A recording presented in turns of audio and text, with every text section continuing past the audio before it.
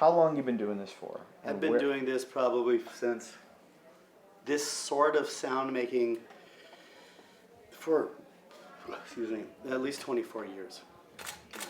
Why? Why? What? Why?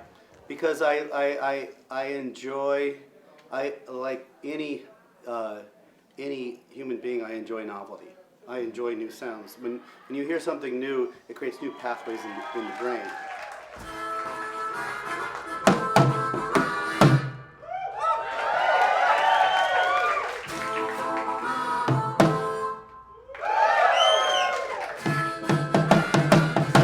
Music cuts through the people's own bullshit about what's good and what's not good. I mean, of course you have music snobs, and of course you have indie rockers who codify everything.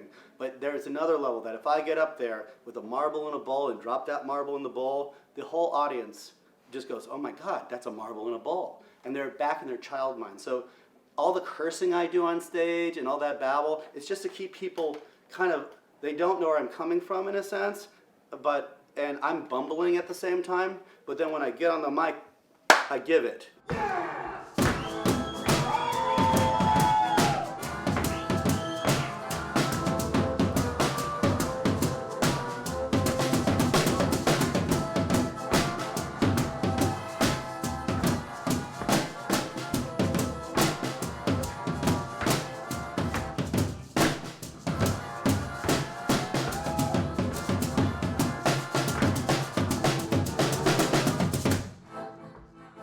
You know, it's an avant-garde expression. Like I'm influenced by John Cage, obviously, but the root of it is just to dig through the bullshit and just grab it by the balls of the pussy and fucking give it. You know, like I study physics. If I want pure intellectualism, I have to use music to do that. There's a great language called math that's designed to move concepts around. So concepts are a tool, but I want music to be music. So the older I get, cut to the fucking bullshit. Like, you know, I want to be in my own way as powerful as Thelonious Monk. He plays one chord, he plays his hand, bam, you feel it. Mingus, boom, you feel it. Hendrix, bang, you feel it. Doc Watson, boom, you feel it. So as soon as I make a sound on stage, what I'm saying to the audience is, I'm open, and you're open, and let's fucking do this. And yeah, that's what it's about.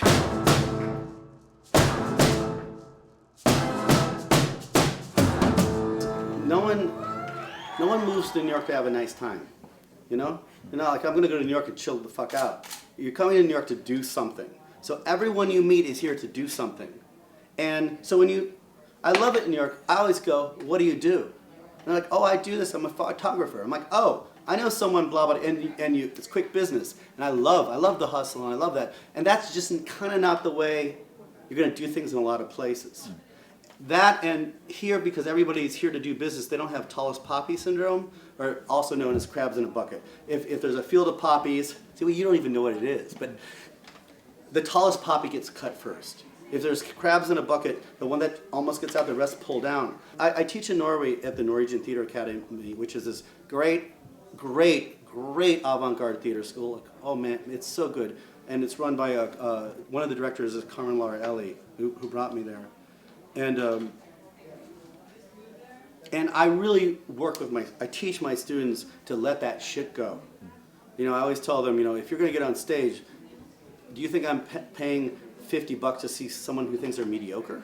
You know, I'm like, you need to fucking rock my world, and then you can feel bad about yourselves when you get off stage. But just so you know what's happening just a little bit here, these are 3 penny whistles I've taped together. What's nice is you can play thirds.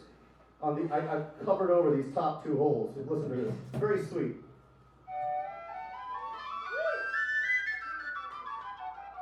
So the scale is jumping between them.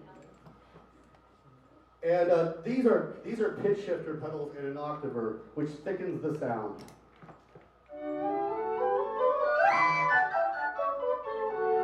And of course, reverb, which lengthens the sound.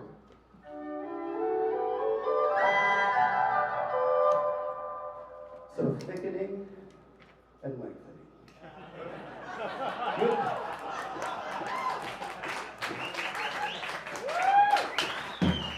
I'm going to tell you something that's absolutely true. I've been making that joke probably for 10 years, and this is not a joke.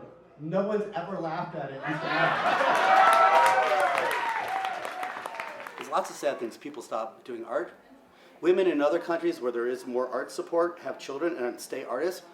So many of my female friends now are hitting an age where they're trying to have babies and they can't. They waited too long. That's heartbreaking. Where in like France, they're like, oh, I'm in a klezmer band and I have babies. You know, I'm a clarinetist in a klezmer band in fucking France and I have a baby. Like, that's not going to happen here, you know? So, and that's the heartbreaking, and I'm not convinced there's anything you can do about it. But it's amazing, as much as I fucking hate this city, I come back and I walk the streets of Brooklyn and I can just breathe. Because I feel like I'm understood. I don't have to explain myself here, you know, and I'm not heavy-handed here. I'm just a normal guy here. Where other places, I'm a beast, you know? And so this is a city of beasts, and I like being in a city of beasts. I need some volunteers, and I'm going to do this instant handout choir thing. Can you move to the side a little bit? Just come, you guys come up here now. No, you have to do it, because you're here. And you'll be an asshole if you don't. We don't want that. This is easy. You can't fuck up. I've made it so you can't fuck up. Here. Come on stage and don't fuck up. You too. It'll be great. You won't even believe how easy this is, what I have you do is. The amount that you don't have to think is stunning. You come up here. So this is what you're going to do. I have to have access to all of you. So you're going to stand here. And you're not going to hold them like a handle. You're going to hold them like that. And I guess when it happens, move out of the way. Come in, and what you're going to do is you're going to hold them up and you're going to ring them all at the same time. Now stop. So, and just chill now. Just chill out for a while. And then something will happen. Hopefully it'll be good. Don't fuck up. If I ever have children, I decide that's my only piece of advice. Well, no, it's not. Don't be an asshole. Oh, and by the way, you can sing a tone into a penny whistle and create overtones. Then you can send that through a pitch shifter.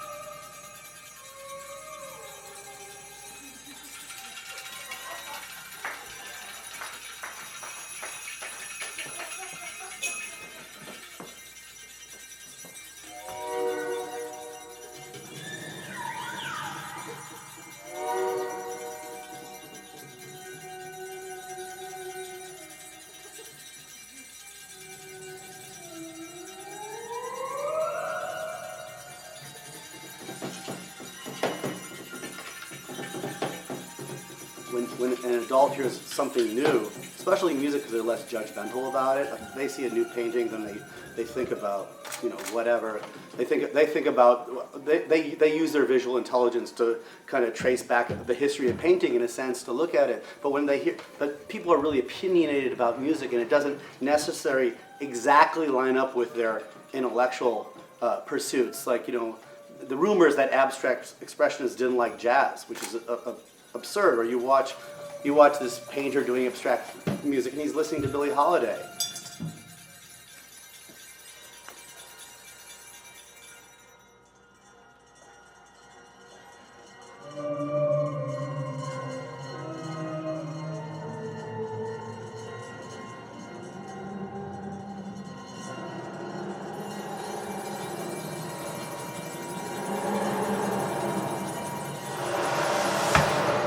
You've been doing this 25 years. Yeah. And So it's been a really slow, like my career has been, I had the problem in New York that every time I performed, everyone was blown away. yeah. But this was not the 80s, so there was no venue for what I do. And I had finally in the U.S., two real, not heroes, who are the people who support you? Mentors. Two supporters, and that was Amanda Palmer from the Dresden Dolls. Knew what to do with me, put me on the stage, and I rocked those kids at her concerts. And Bill Bregan, who was at Joe's Pub at the time, and later at Lincoln Center Outdoors, a big champion of mine, got me at TED, and beautiful, truly generous soul, big fan of music.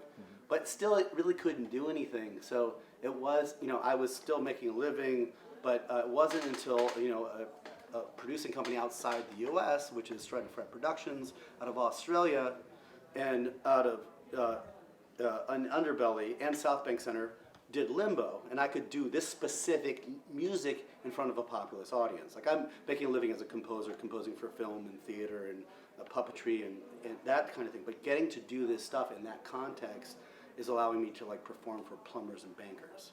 You know, so that is my frustration with New York. What brilliant performers, but everybody who's my peer, including, they're working overseas. They cannot make a living here. And if you're a coal miner, you have to go where the coal is, and that's kind of the breaks on the level. But I've been doing this a long time, and it's been a slow thing, you know. But I love what I do, and I love the performers I get to work with. I just fucking love them. I love with love, big love, you know.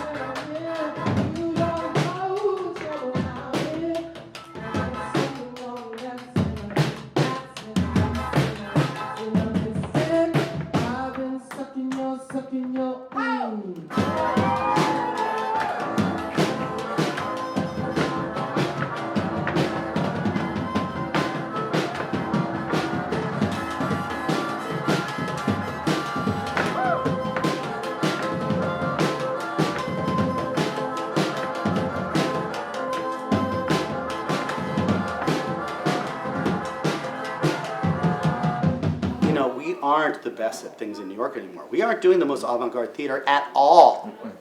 Like, it's pathetic, really, in some ways. Of course, there's great theater artists, you know, and there's people I adore who are artists here. But this whole idea that we're doing the best is not the case anymore. And that's heartbreaking.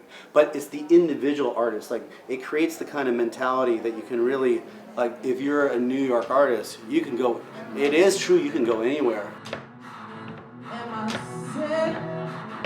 Ooh, can't stop myself. This is it, this is it.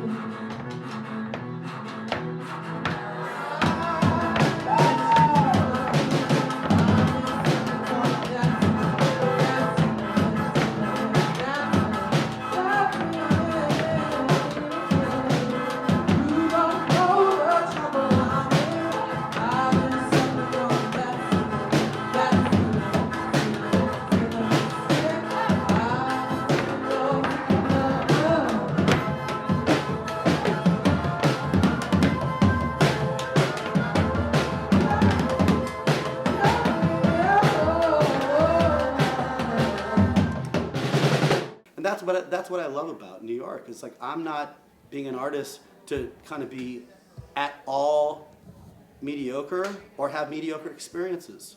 You know, I'm not choosing happiness. I'm choosing New York fucking City, which means I'm choosing, you know, having the most sensual kiss on one moment, be slapped in the face the next. You know, so. Am I sick?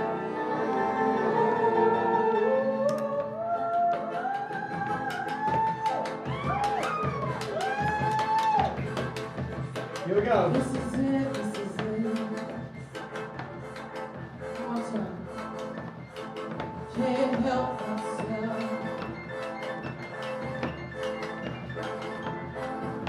Can you all scream to Sxip on 3? 1,